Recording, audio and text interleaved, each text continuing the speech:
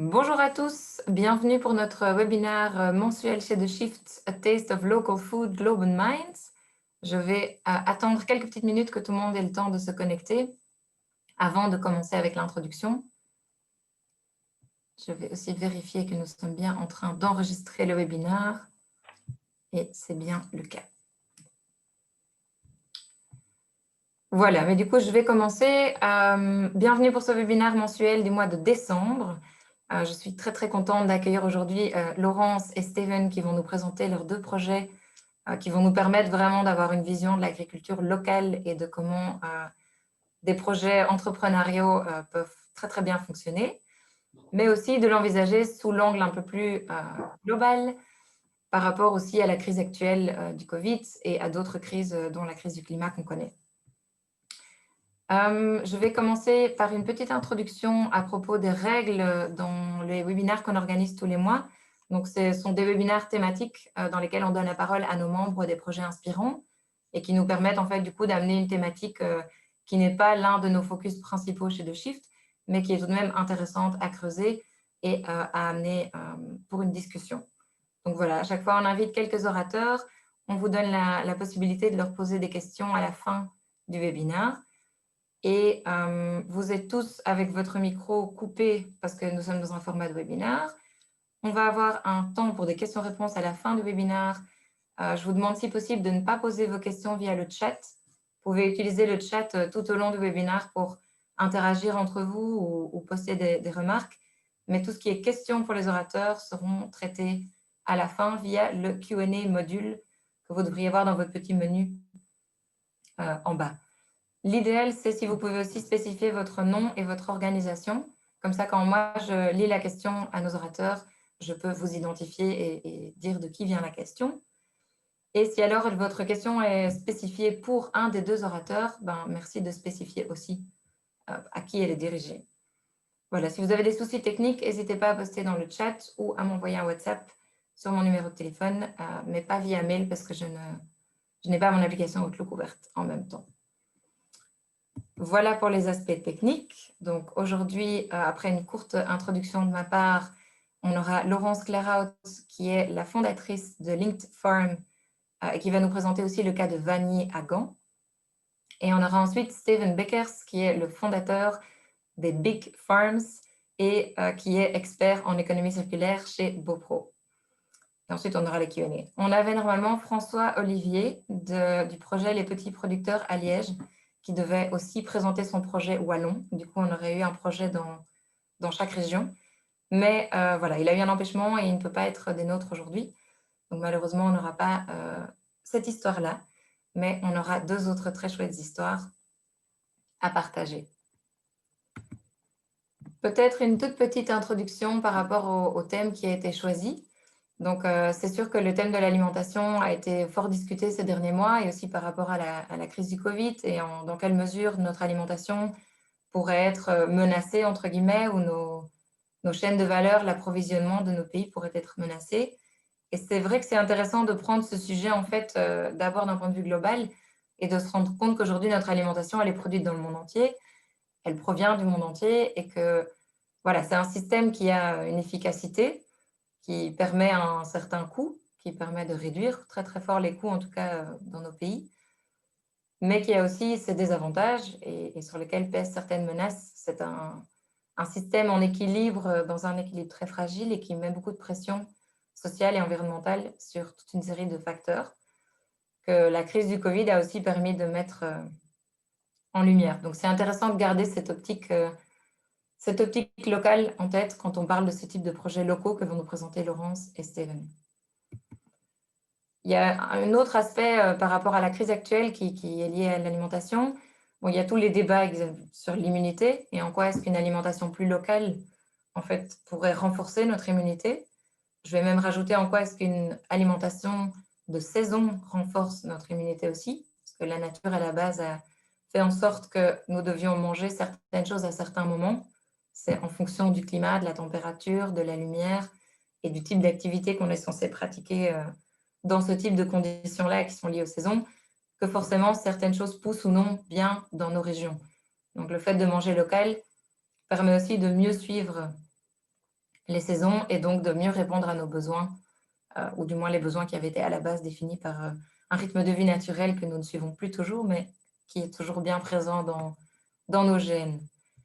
Et alors, une dernière petite chose avant de rentrer dans les présentations, plus pour se rendre compte, la crise du Covid a aussi généré, c'est assez positif, c'était parfois compliqué à y faire face, mais à une grosse augmentation en fait de la conscience d'où provenait notre alimentation et du coup de la demande envers les produits locaux.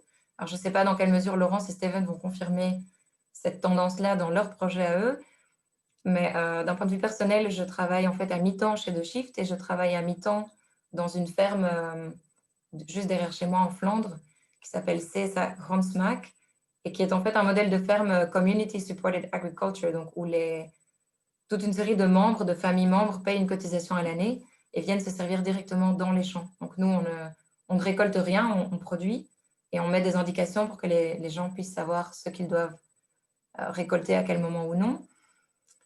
Et en fait, la personne qui gère cette ferme a eu une explosion des demandes pour devenir membre, ce qui était assez intéressant au début du premier confinement et ça n'a pas arrêté depuis. Maintenant, elle est presque à avoir une liste qui est 3 fois ce qu'elle peut accueillir en fait comme famille. Et donc, c'est assez intéressant de voir à quel point la conscientisation par rapport à ce thème est importante. Donc voilà, je suis curieuse de voir ce que Laurence et Steven vont amener dans leurs projets respectifs. Je vais peut-être inviter juste une toute petite chose aussi par rapport aux langues. On fait nos webinaires en général chacun dans sa langue. Donc, Laurence, qui est parfaite bilingue, va faire la présentation en néerlandais et Steven va la faire en français. Comme ça, vous aurez un petit peu des deux langues et je terminerai avec des conclusions en néerlandais. Voilà, Laurence, je t'invite à voler mon écran pour partager le cas de linked.farm. Merci, Lara. Horen jullie mij? Ja? Oké. Goedemiddag iedereen. Ik ben dus Laurence Klaarhout van de coöperatie Linked Farm. En we hebben als doel om farm to fork, zoals ze dat nu noemen op Europees niveau, om korte keten op te schalen. Dus we willen eigenlijk dat korte keten eindelijk au sérieux wordt genomen en dat het kan staan als een volwaardig voedselsysteem naast het bestaande voedselsysteem. En dat er niet enkel gedacht wordt misschien aan de lokale hoevenwinkel, maar ook aan andere alternatieve systemen die er bestaan. Als je bedenkt dat... en ik kan mijn slides niet switchen. Yes, voilà. Als je bedenkt dat ons bestaand voedselsysteem eigenlijk grotendeels afhankelijk is van heel grote bedrijven. Je ziet er hier een paar merken staan, dat is een welbekende slide van Oxfam. Ja, dan ga je toch wel in tijden van corona misschien een beetje anders beginnen denken. Want ja, is dat allemaal zo gezond van afhankelijk te zijn van heel weinig spelers?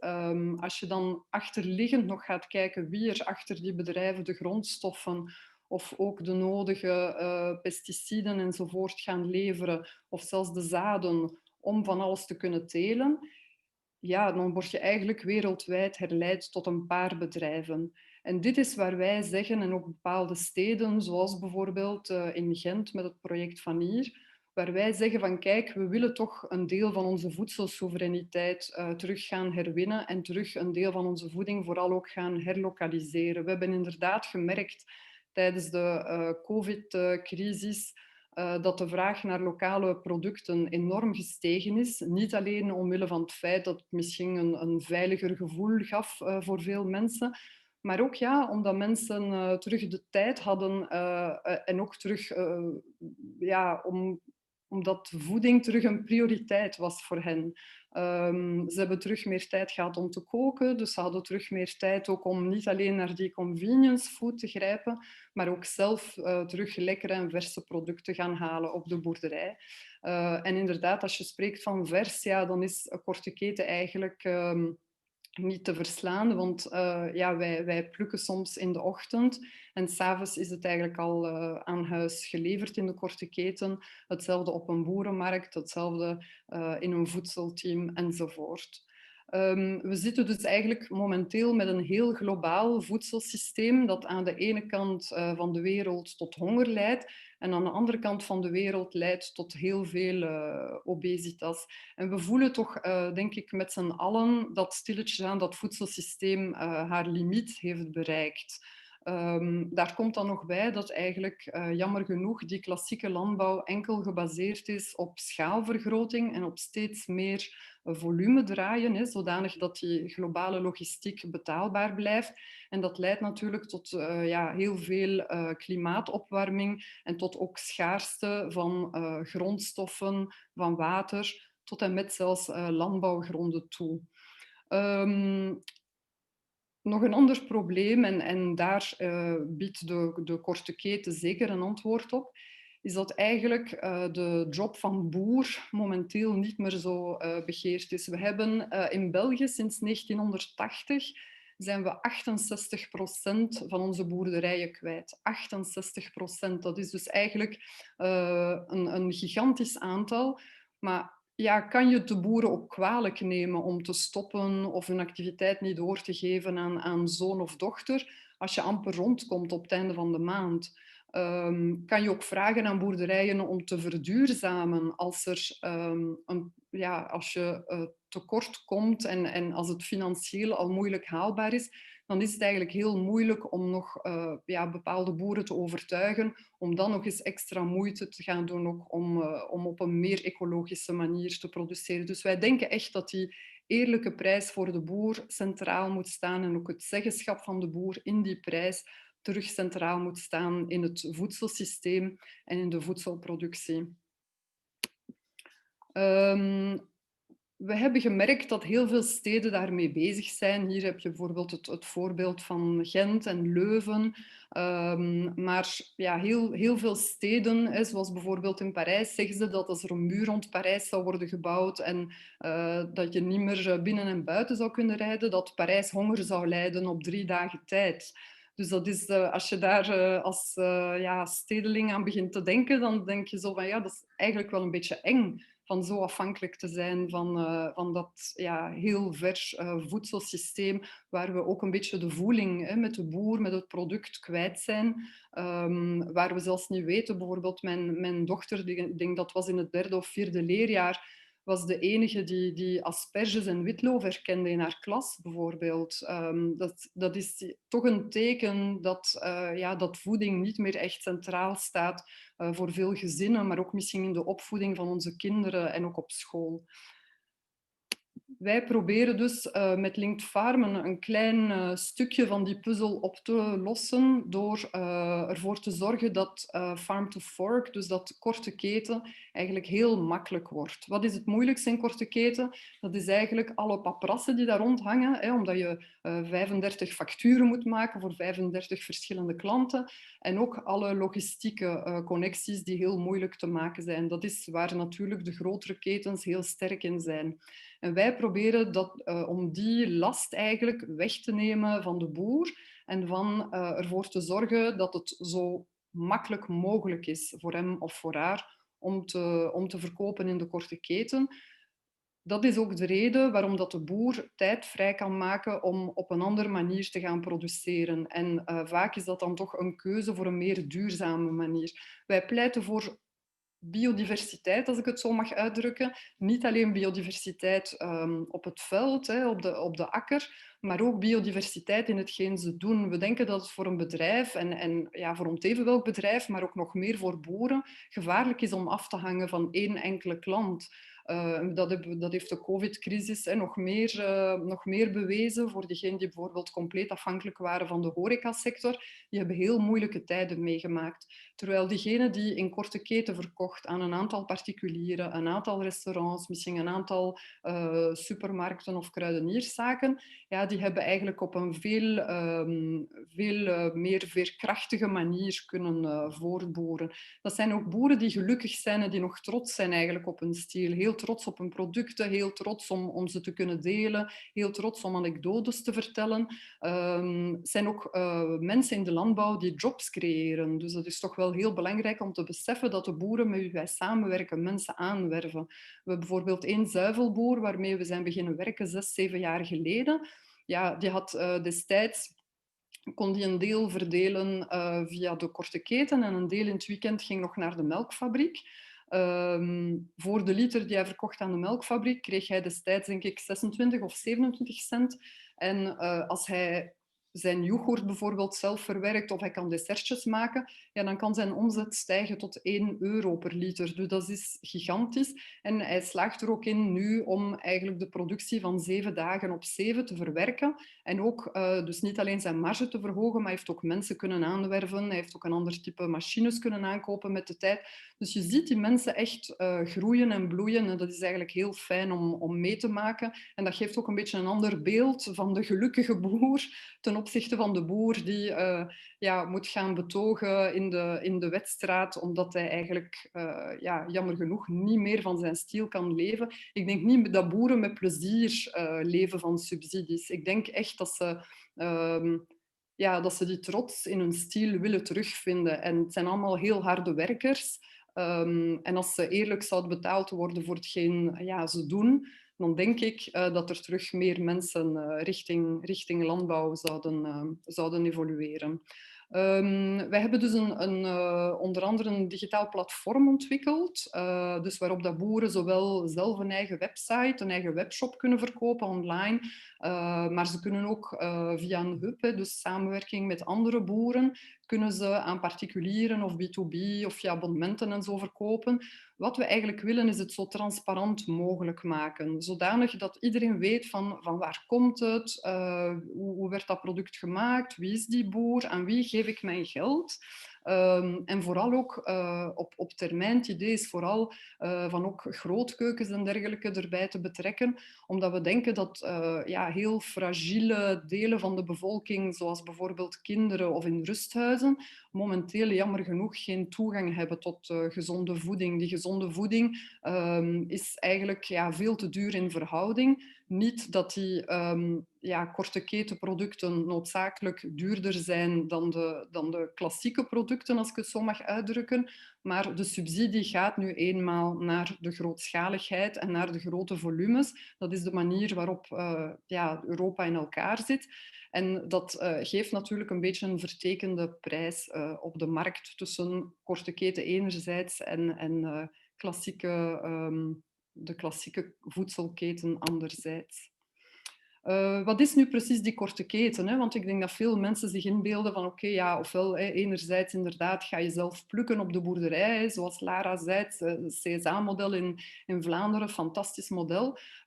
Ofwel ga je naar de supermarkt, maar er zijn nog heel veel vormen tussenin. Wat belangrijk is eigenlijk, wat je ook kiest, denk ik, als korte keten, is dat het de boer moet zijn die in de driver's seat zit. Dat hij eigenlijk zijn of de boerin haar prijs mag bepalen, zodanig dat er terug eigenlijk zoveel mogelijk vloeit naar de landbouwer en niet noodzakelijk naar alle schakels die daarachter komen.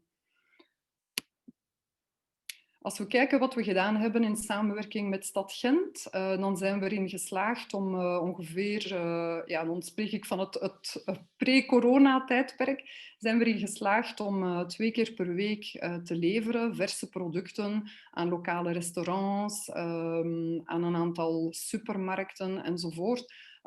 We hebben heel veel gemikt op het coöperatieve gedeelte, dus het samenwerken. Ik had een Amerikaans artikel gelezen van een boerin die zei van we have to compete with the economies of scale by using the economies of cooperation. En ik vond dat eigenlijk een heel mooi idee om te zeggen van kijk, die schaalvergroting, wij zoeken die niet. Wij willen lokaal blijven, wij willen eigenlijk allemaal kleinschalige projecten met elkaar verbinden en wij willen ervoor zorgen dat het even makkelijk wordt als voor de klassieke keten, maar dat het gewoon dat het leuk blijft voor iedereen en niet dat je overrompeld wordt door administratieve moeilijkheden, door facturen die je moet sturen, door Ja, het is natuurlijk gemakkelijker hè, van maar één klant te hebben en één enkele factuur en iemand die bij jou al je melk of al je groenten komt ophalen. Dus korte keten maakt het op dat vlak iets moeilijker. Maar als we al die moeilijkheden uit de weg ruimen als coöperatie, dan kunnen we ervoor zorgen dat ook meer boeren die shift durven te maken. En wat we ook gezien hebben, is dat eigenlijk als boeren zich op hun gemak gaan beginnen voelen en dat ze ook die diversiteit hebben aan klanten, hè, dus niet alleen de diversiteit op het veld, maar ook de diversiteit aan klanten, aan verschillende distributiekanalen, dan gaan ze eigenlijk ook verduurzamen. Er zijn er heel veel die nu in het proces zijn om het biolabel aan te vragen, omdat ze nu voelen van, ik ben er klaar voor om die volgende stap te zetten. En ik voel ook dat kan leiden tot nog meer connectie met mijn klanten. En de klanten zijn ook vragende partij vaak van dat biolabel. Dat is ook een van de segmenten dat gigantisch is aan het groeien in de foodsector in het algemeen. Wat we uiteindelijk willen natuurlijk, is dat het voedselsysteem veranderd wordt. Dus dat gezonde voeding zou betaalbaar worden voor iedereen. En dat misschien het totale subsidiesysteem of het totale systeem op zich toch verandert, zodanig dat die voeding betaalbaar wordt. Ik denk dat er inderdaad sinds de COVID-crisis veel meer interesse is en veel meer bewuster wordt omgegaan met voeding en dat mensen ook graag willen weten van waar hun voeding komt. Anderzijds heb je nog altijd de convenience voor de klant. Hè. Dus dat is ook als je studies bekijkt over de voedingssector, is toch die convenience nog altijd heel belangrijk voor de klanten. Dat uit zich bijvoorbeeld in extra verkoop van bereide maaltijden, maar dat uit zich ook in bijvoorbeeld het gebruik van Uber Eats of Deliveroo om aan huis geleverd te worden. We kunnen niet verwachten, denk ik, dat elk gezin gaat plukken in een CSA of lid wordt van een voedselteam, wat misschien beperkt is, dat je zegt van ik moet de woensdag echt gaan halen tussen 3 en 4. Dus ik denk dat er ergens een raakvlak is waar uiteindelijk ik zal maar zeggen, het klassieke systeem en het nieuwe systeem terug met elkaar in contact kunnen komen. Zodanig dat eigenlijk dat we niet meer op die twee sporen zitten. Dat is het gevoel dat wij hebben, dat momenteel, ofwel ben je een klassieke boer en ga je via de veiling en verkoop je in grote hoeveelheden en kom je uiteindelijk in de supermarkt terecht, ofwel ben je de kleine boer en heb je je hoevenwinkel. Hè. Dat zijn een beetje de twee extremen. Maar wij geloven dat die twee werelden meer en meer naar elkaar groeien. We hebben heel veel vraag van grootkeukens bijvoorbeeld, die echt wensen te herlokaliseren, mede ook in de rug geduwd door steden, die een lokale voedselstrategie echt willen implementeren. En die willen ook dat de gemeentelijke scholen, dat de ziekenhuizen, dat de rusthuizen terug tot die verse voeding en die superverse voeding, als ik het zo mag uitdrukken, terug toegang hebben. We hebben dus concreet in Gent, want dat was ook de vraag van vandaag, hebben we inderdaad een B2B-platform ontwikkeld. Dat is eigenlijk voor ons een beetje de continuïteit. Er waren in Gent al heel veel initiatieven rond B2C. De meeste particulieren die eigenlijk al rechtstreeks wilden kopen, die wisten waar ze heen konden gaan. Maar in B2B, in scholen, in restaurants, was het veel moeilijker om aan lokale producten te geraken en om dat te proberen op te schalen. De selectiecriteria van de boeren zijn altijd vrij moeilijk uit te drukken, omdat we ons niet enkel hebben willen focussen op het biolabel. Dus we hebben geprobeerd van eigenlijk zo transparant mogelijk te werken, van zoveel mogelijk informatie te geven over de boeren, van het verhaal te vertellen eigenlijk achter elk product. Maar het belangrijkste blijft dat de boer eerlijk betaald wordt. Dus dat hij een faire prijs heeft en dat hij deel uitmaakt van een coöperatief platform. Dat hij dus eigenlijk een deel kan uitmaken van een groter project dat ook moet groeien. Als alle puntjes in de verschillende steden op termijn met elkaar in contact komen, dan hebben we eigenlijk een heel mooi netwerk van verschillende hubs. Wij verkopen eigenlijk via een vrij klassieke webshop, hè, maar we gaan al die achterliggende IT, die back-office, gaan we eigenlijk delen. Dus we zorgen ervoor dat qua logistiek en qua IT, dat alles zoveel mogelijk vereenvoudigd wordt. Want dat zijn eigenlijk de heel dure elementen in de korte keten. En we gaan die IT delen een beetje onder de vorm van, in het Engels noemen ze dat platform cooperativisme. Dus dat is het idee dat als Uber bijvoorbeeld van alle taxichauffeurs was, dat je dan eigenlijk een deel van het harde labeur van de taxichauffeurs terug zou kunnen laten vloeien naar de taxichauffeurs zelf. En dat is eigenlijk hetzelfde hier. Dus als we een deel met IT kunnen verdienen, dan kan dat eigenlijk terugvloeien naar het voedselsysteem van de korte keten. Dit zijn de verschillende opties dus die we hebben binnen het platform. Dus wat ik al zei, zowel een boer kan zijn of haar eigen webshop starten, als ook samenwerken via de hub. En dus we zorgen ervoor dat eigenlijk alles geregeld is, zodanig dat daar niet te veel tijd in moet kruipen. Voilà, dank jullie wel voor jullie aandacht. Ik ga nu het woord doorgeven aan Steven.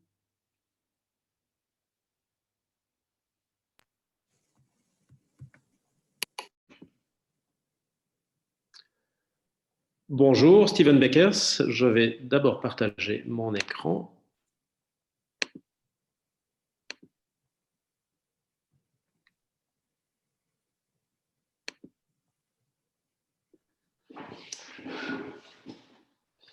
Bonjour, voilà, je suis architecte, je représente la société que j'ai créée en 2015 qui s'appelle BIG, pour Building Integrated Greenhouse, et je vais vous faire un petit historique et aussi intégrer les notions de base qui nous ont poussé à développer ce projet.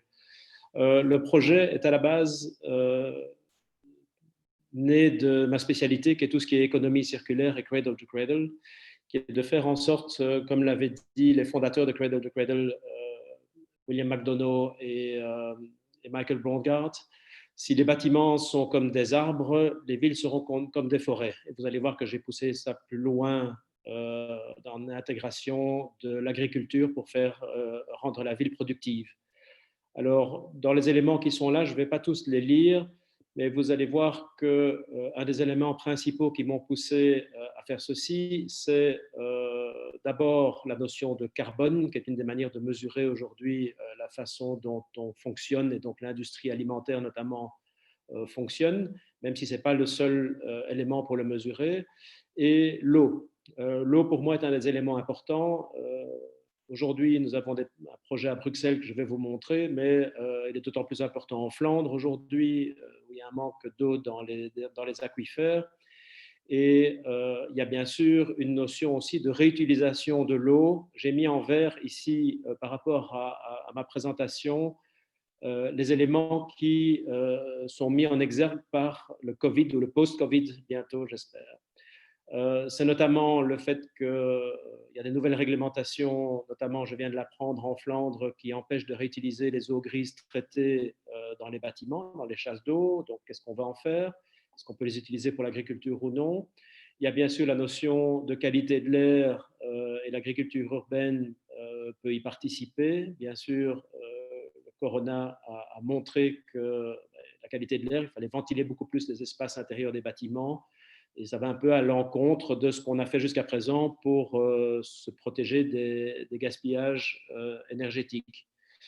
Il y a la diversité. La diversité locale, pour moi, est très importante. C'est à la fois la biodiversité à laquelle l'agriculture peut participer, et en tout cas peut supporter, mais la diversité sociale et la diversité culturelle. Et il n'y a rien de plus probant que l'alimentation pour parler de cultures différentes, et surtout de manière de se rencontrer, ce qui nous manque à tous maintenant.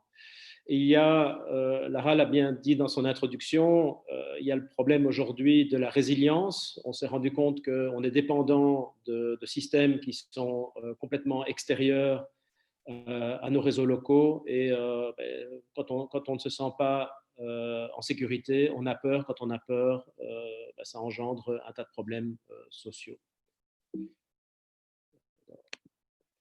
De nouveau, je vais passer très vite sur ceci, puisque la raison pour laquelle on fait ceci, elle est à gauche, et notre solution, et c'est ce que Lara a déjà expliqué, d'ailleurs qui ressort dans l'exposé de Laurence également, notre vision chez Big, c'est de produire de la nourriture fraîche de manière transparente, la nourriture fraîche saine, en utilisant un système aquaponique. Je vais vous montrer pourquoi un système aquaponique, parce que le système aquaponique est totalement transparent quand il est bien fait et qu'il est intégrable à la ville, puisqu'on va utiliser finalement à la fois les déchets de la ville, quelque part, je parle de chaleur, je parle d'eau de la ville, etc., qu'on peut utiliser de manière sûre, et surtout d'être très proche des points de transformation et de vente. Si on regarde l'agriculture urbaine, je l'ai classée en quatre parties. Il y a la partie qui est très présente à Bruxelles et dans d'autres villes belges aussi, et qui commence à Paris, etc., qui est déjà assez avancée. Toute la partie associative et qui crée le lien social, qui est très, très importante. Il y a ensuite en haut à droite la partie qui est plus du marketing. Je prends l'exemple du projet de Deleuze à Boondal, qui est un projet qui ne produit pas vraiment beaucoup, mais qui a donné à Deleuze une image peut-être un peu greenwashing, mais avec certainement un effort d'expliquer cette notion d'agriculture locale aux enfants et en vendant les produits sur place. Il y a ensuite l'agriculture urbaine comme un service en bas à gauche, qui est en fait de louer le service d'agriculture et de permettre aux gens de venir plus ou moins cultiver ou en tout cas collecter leurs produits quand ils sont prêts. Et puis en bas à droite, il y a ce que nous faisons et ce qui a été initié notamment par une société en Allemagne, ECF, avec qui nous travaillons, qui est en fait une petite industrie urbaine de production. On connaît les projets aussi en Amérique du Nord et au Canada, Canada et États-Unis, de Lufa Farm et d'autres qui sont aujourd'hui à des échelles beaucoup plus grandes, mais qui profitent du fait que c'est seulement récemment qu'aux États-Unis, on a compris qu'on pouvait cultiver en serre au nord des États-Unis et pas seulement en Californie et en Floride.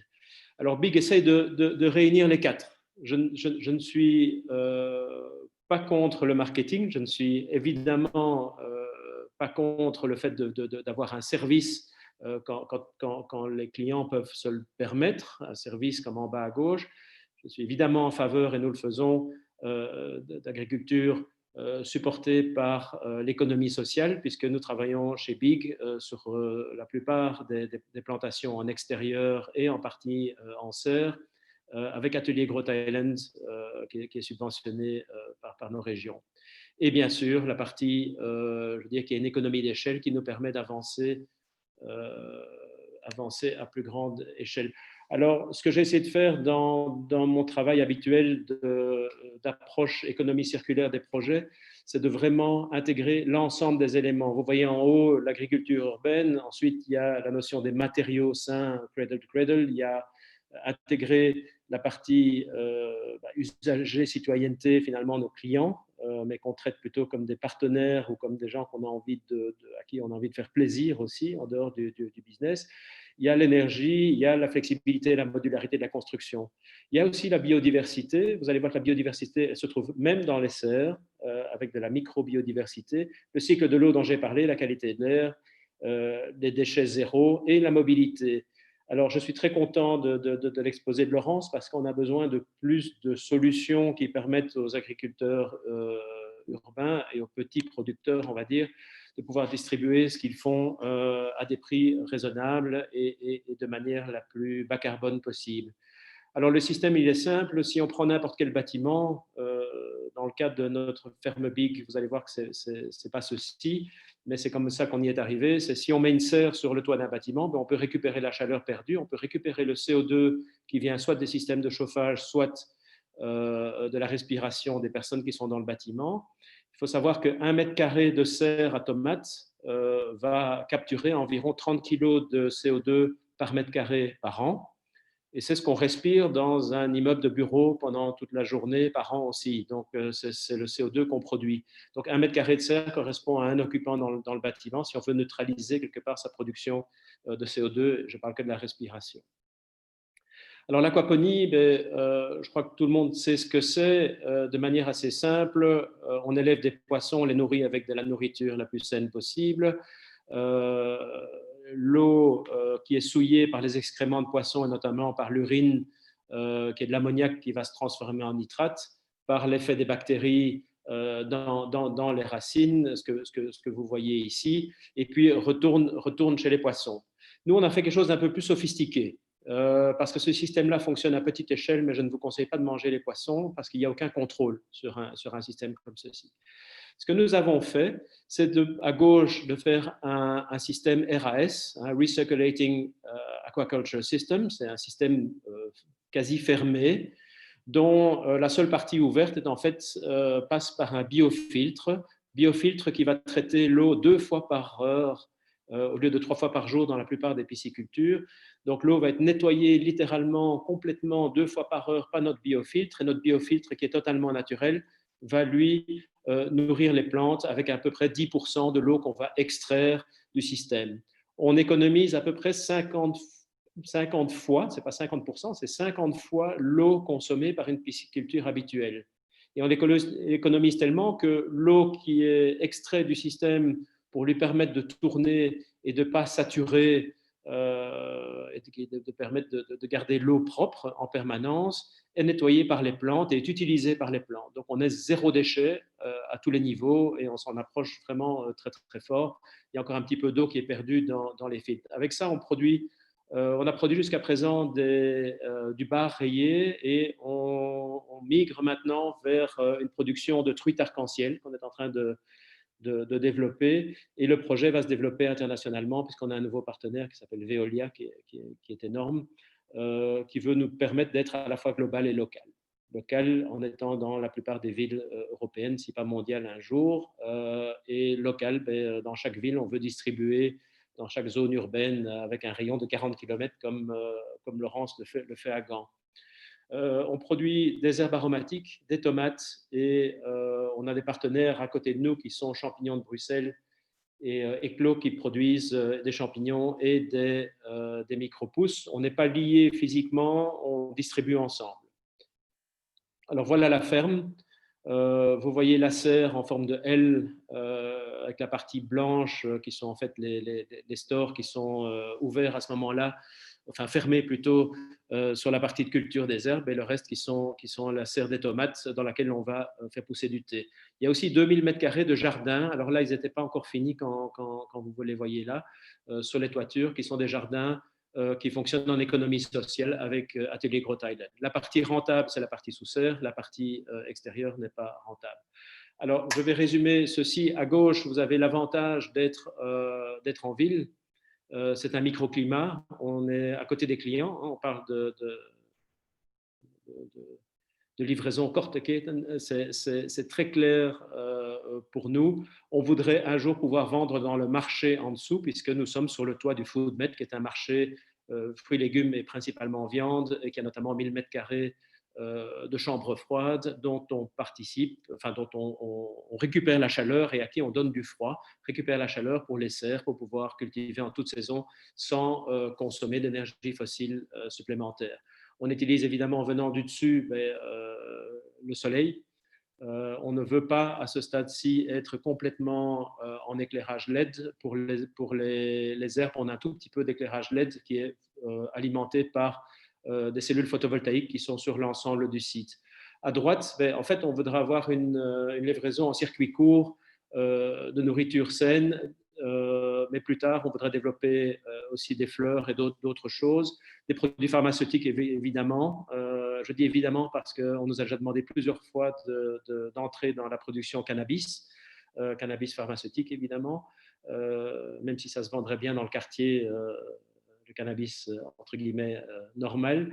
Mais on voudrait aussi produire de l'humus, de la biomasse, et éventuellement sur d'autres projets, traiter l'eau, puisque Veolia qui est avec nous est spécialiste dans le traitement de l'eau et on devrait pouvoir utiliser ça, et du thé. Par contre, ce qu'on offre à la ville aussi, c'est une sensibilisation à l'alimentation saine. Laurence en a parlé et c'est très très important.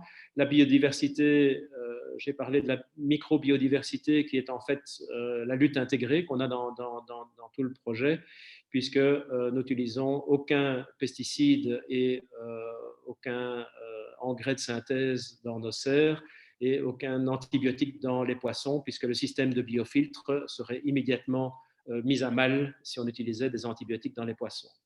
Donc, on a des biens qui sont vraiment de très, très haute qualité.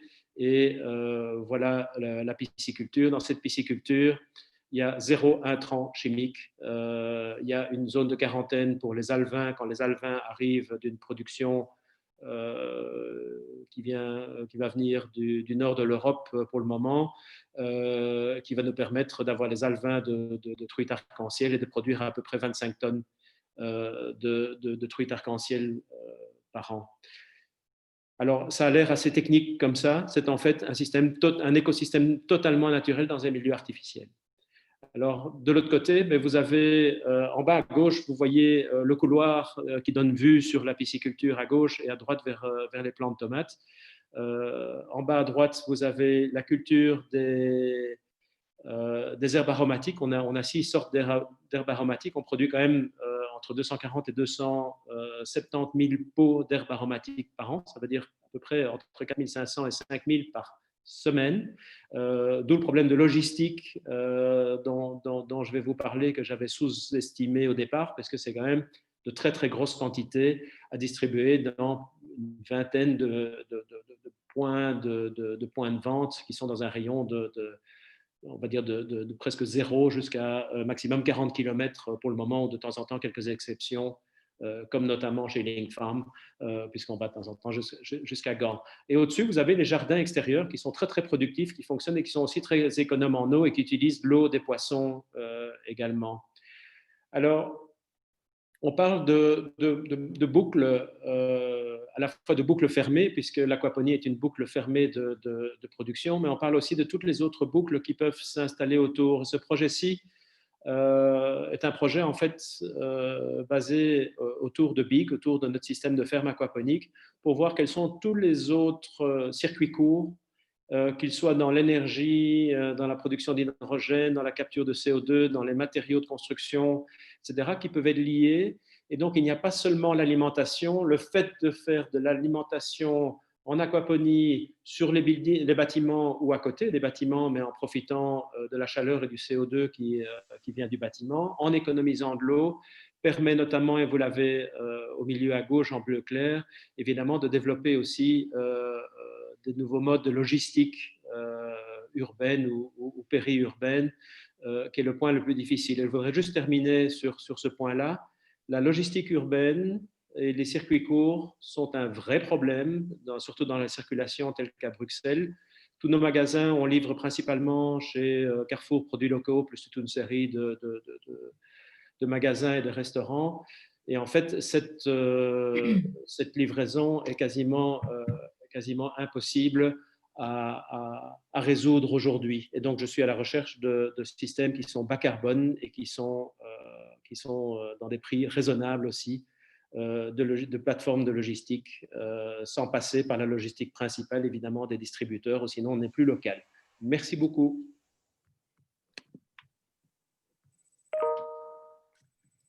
Merci beaucoup, Steven, pour cette présentation. Est-ce que vous m'entendez? J'ai l'impression d'avoir un souci de micro. Ah, super, fantastique. Alors, je vais... Par contre, l'écran est noir. Oui, reprendre l'écran chez moi.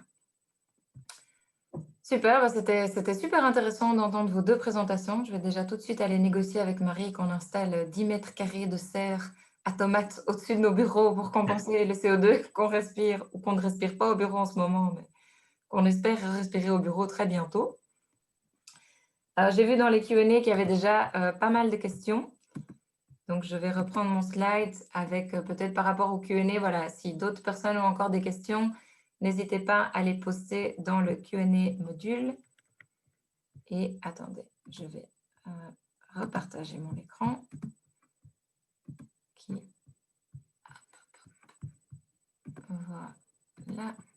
Et je vais ouvrir les questions que je vais alors poser à nos deux orateurs. J'ai une première question de Hilde de Wachter qui demande: lokale voedselproductie boomt tijdens de COVID-crisis, maar aan de andere kant geeft minister De Meer te kennen dat ze geen vergunningen meer willen geven aan lokale boeren als ze vindt dat hun bedrijf te groot is. Ook de publieke opinie keert zich meer en meer tegen de bestaande landbouwers, die ook maar gewoon bestaan uit familie die willen boeren. Hoe is dit tegenstelling te verklaren en wat is de oplossing? Je ne sais pas, Laurence, si tu veux répondre à cette question. Ja, het is inderdaad een beetje een tegenstelling, want mensen willen toegang tot betaalbaar voedsel. En daarvoor was tot hiertoe onze oplossing alleen maar schaalvergroting. Dus wij hopen niet met de korte keten, denk ik, van alles te veranderen en van de hele keten over te nemen. Ik denk dat momenteel de korte keten, de cijfers variëren een beetje, maar tussen 1 à 3% zijn van de markt. Ja, als we morgen 10% zijn, of zelfs laten we heel ambitieus zijn, 30% van de markt, dan denk ik dat het al een hele stap vooruit is. Schaalvergroting wordt alleen maar gepusht omdat die prijzen zo laag zijn en dus de boer eigenlijk geen andere optie heeft dan die schaalvergroting als hij doet aan monocultuur. Dus dat wil zeggen alleen maar kippen of alleen maar varkens enzovoort. Als een boer gaat mikken op diversiteit in wat hij te bieden heeft in zijn producten, diversiteit in de verwerking van zijn producten, dat hij niet alleen producten gaat aanbieden zoals een heel varken. Ja, niemand vraagt daarnaar op de markt. Hij moet ook verwerkingsmogelijkheden krijgen. Dat zou zelfs eigenlijk met de steun van de overheid moeten. We zijn eigenlijk een heel deel verwerkingsketens zijn we kwijt. Hè. Ga maar eens op zoek naar als tarweboer naar een goede molen of naar als bierbrouwer naar een goede molen enzovoort. Het zijn allemaal ketens die we kwijt zijn. Als misschien een deel van de subsidie daarnaar zou gaan, dan zouden we wel terug een beter aanbod hebben op de markt dat meer in lijn staat met de vraag. Dat is volgens mij het grootste probleem momenteel, dat vraag en aanbod helemaal niet in evenwicht zijn. En dus een boer wordt momenteel alleen maar aangespoord om te vergroten. Merci Laurence pour cette réponse. On a une deuxième question aussi de Hilde qui dit: men zegt wel eens dat de korte keten niet in staat is om de wereld te voeden, onder andere omwille van de verstedelijking en dus meer mensen die in steden wonen en niet hun eigen voedsel kweken. Grootschalige landbouw zou dus nog nodig zijn naast korte keten. Hoe zien jullie dat? En kan korte keten de rol van de grootschalige landbouw overnemen? Wat is jullie toekomstvisie? C'est peut-être une question pour les deux et en quoi, mais j'ai l'impression d'avoir entendu aussi chez toi, Laurence, que tu parlais d'un mix et qu'on avait besoin vraiment d'un mix des différents systèmes. Je ne sais pas si tu as quelque chose à ajouter par rapport à ça. Moi, je peux apporter un élément là-dessus. J'ai été très agréablement surpris quand j'ai pu représenter, l'année passée, j'ai pu représenter Bruxelles à la foire de Libramont.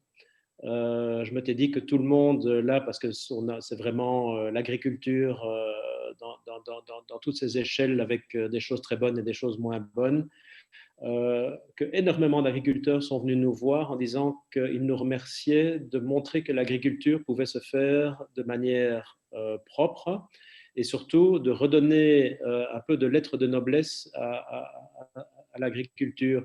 Alors pourquoi? Parce qu'ils sentent aujourd'hui qu'ils sont critiqués, parce qu'ils sont subventionnés souvent pour jeter des produits et pour produire ce qu'il ne faut pas au mauvais moment.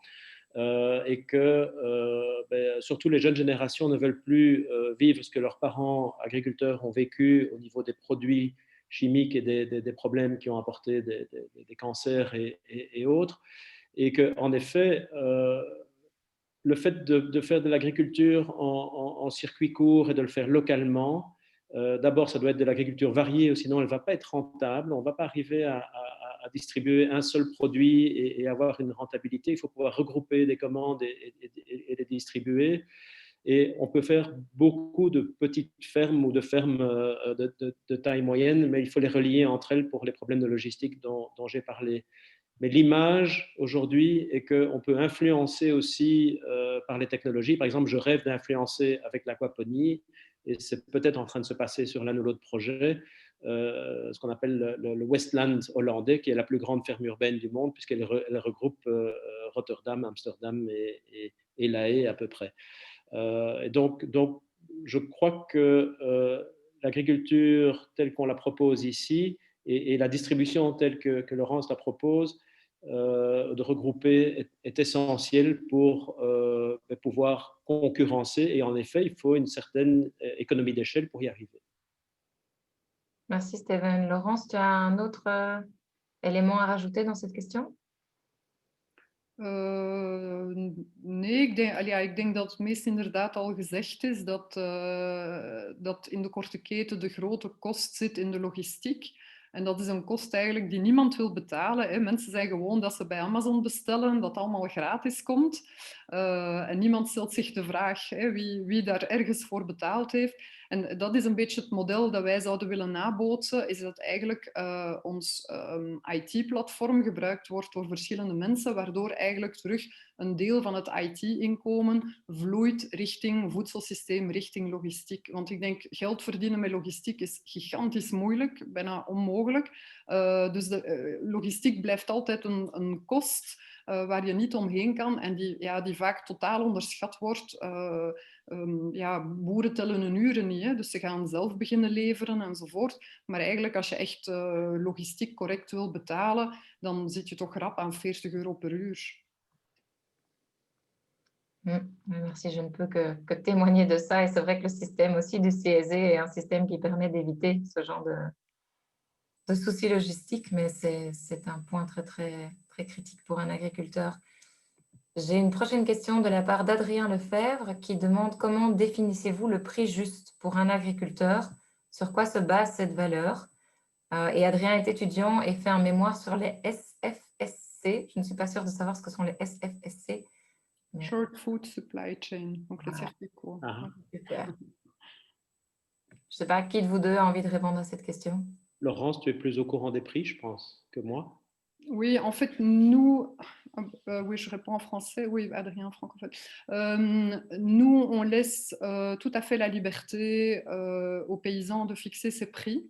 Mais on se rend compte qu'en fait, le paysan, comme je disais tout à l'heure, par exemple, sous-estime souvent une série de coûts. Il faut savoir que quand, selon les calculs, un paysan gagne à peu près 7 € de l'heure. Donc, je pense que si vraiment il comptait toutes ces heures, on n'a plus tellement envie de devenir paysan. Le coût logistique est largement sous-estimé. Donc, en fait, dans la pratique, ce qui se passe, c'est qu'il va aller regarder au supermarché combien ça coûte et il va se dire, je vais taper un peu 10% au-dessus. Il y en a qui savent exactement comment est leur structure de coût, mais en fait, il y en a beaucoup qui ne savent pas. Et donc, indirectement, ils sont aussi victimes du prix du marché, qui est souvent un prix international.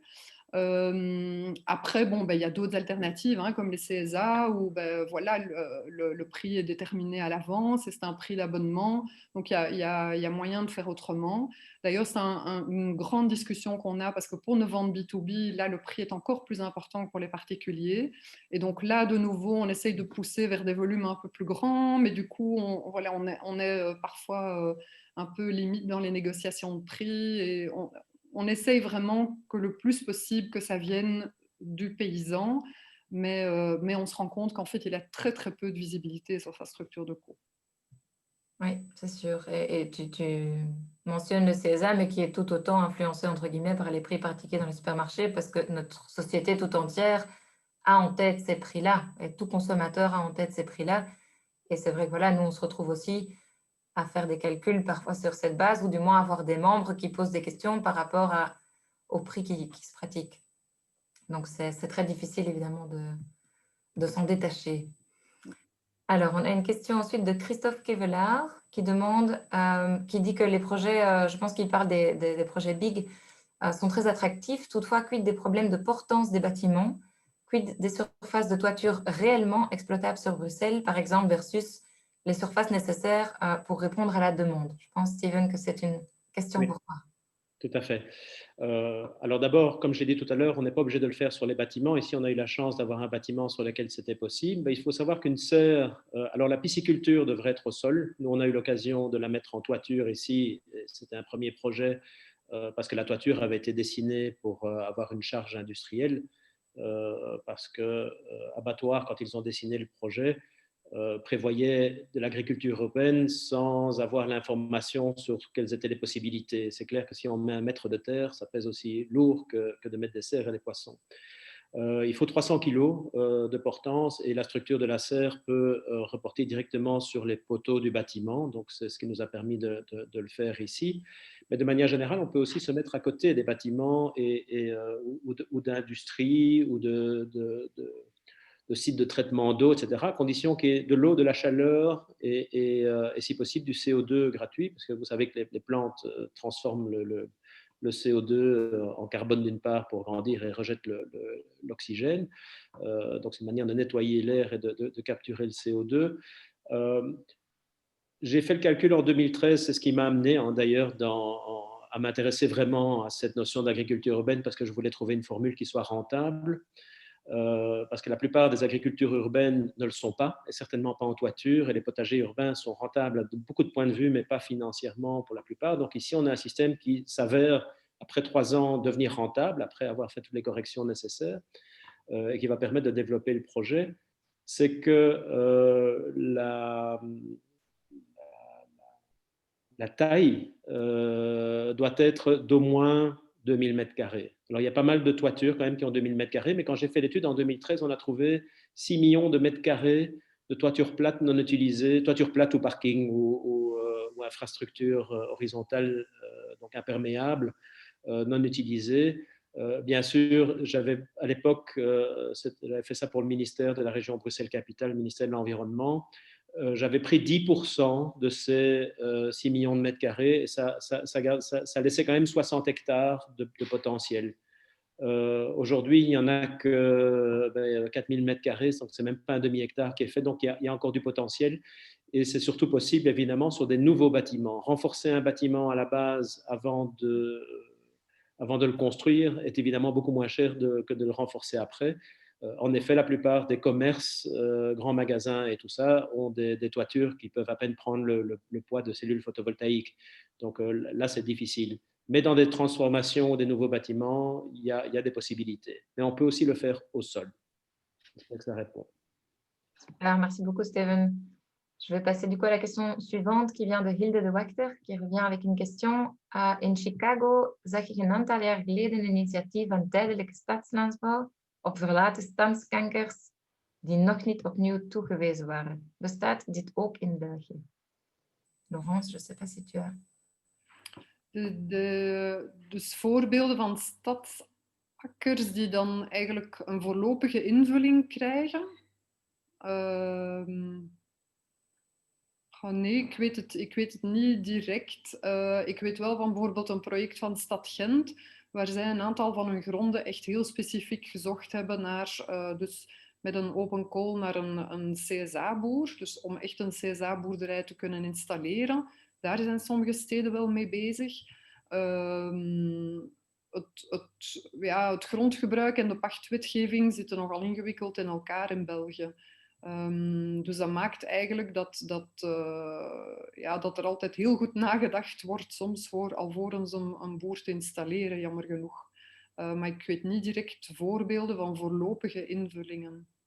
Les occupations temporaires, Steven, peut-être toi tu en vois à Bruxelles ou... Il y en a, mais j'aurais tendance à dire que ce sont des projets, au niveau de l'agriculture et de la production, ce sont des projets un peu gadgets, parce que c'est quand même très difficile d'investir, que ce soit sur une toiture, que ce soit dans une dent creuse ou sur une rue qu'on transforme. Il y a quelqu'un qui essaie de développer ça à Bruxelles, de pouvoir développer des rues entières où on ramène de la biodiversité, de l'agriculture urbaine sur les rues en écartant les voitures.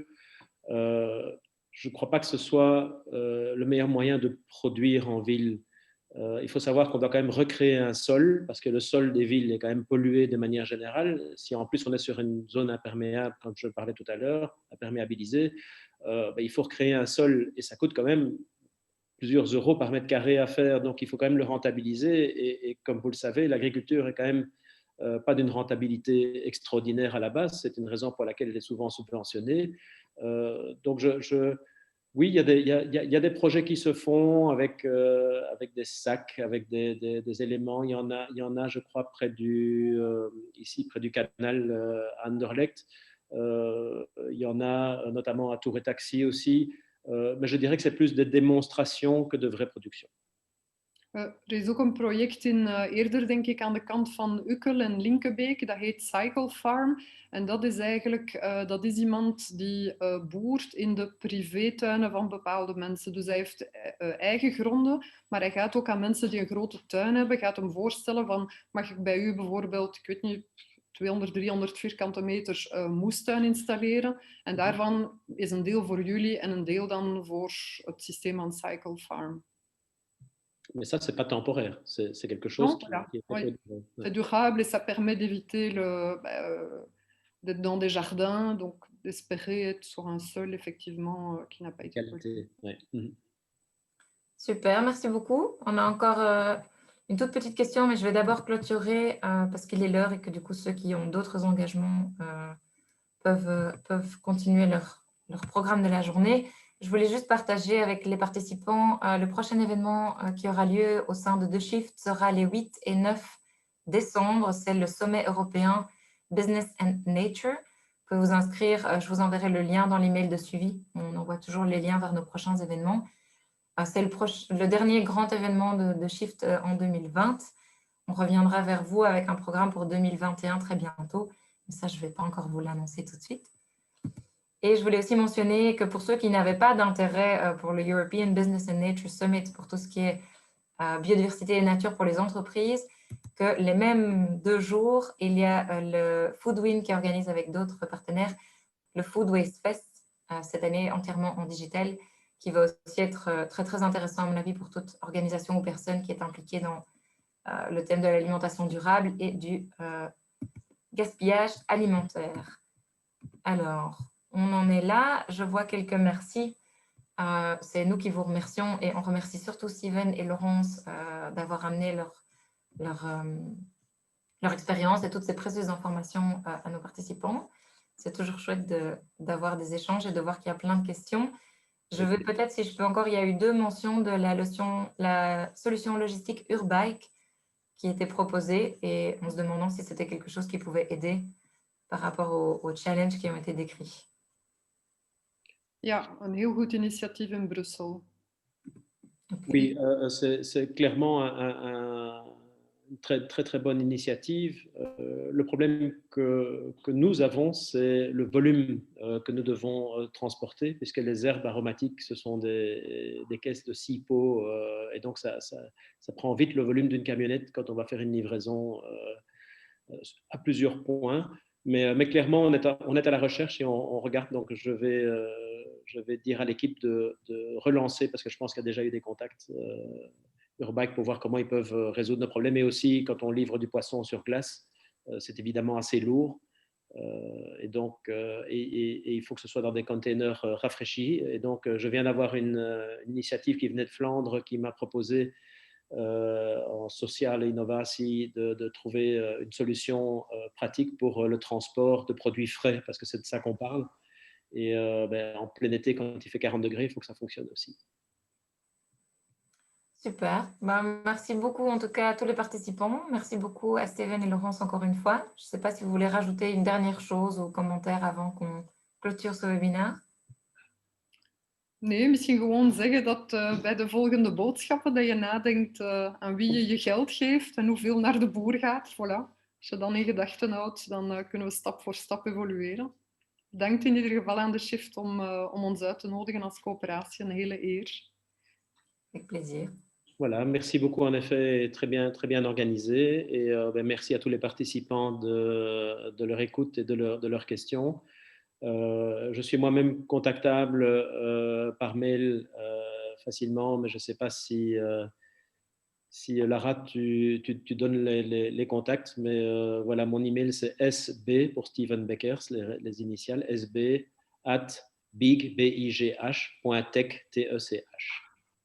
Super, mais nous envoyons toujours un mail de suivi à tous les participants avec du coup les liens vers vos présentations, le lien vers l'enregistrement du webinaire qui va être publié sur notre chaîne YouTube. Je vous mettrai tous les deux en copie, comme ça les participants peuvent avoir vos coordonnées. Et si jamais ça n'est pas clair pour quelqu'un, vous pouvez toujours bien sûr nous contacter. Et dans le respect des règles GDPR, on met tous ceux qui le souhaitent en contact avec grand plaisir. C'est notre mission. Voilà, encore un tout grand merci. Une très bonne journée à tout le monde. Et à bientôt, j'espère. Au revoir. Dank u wel. Au revoir tout le monde.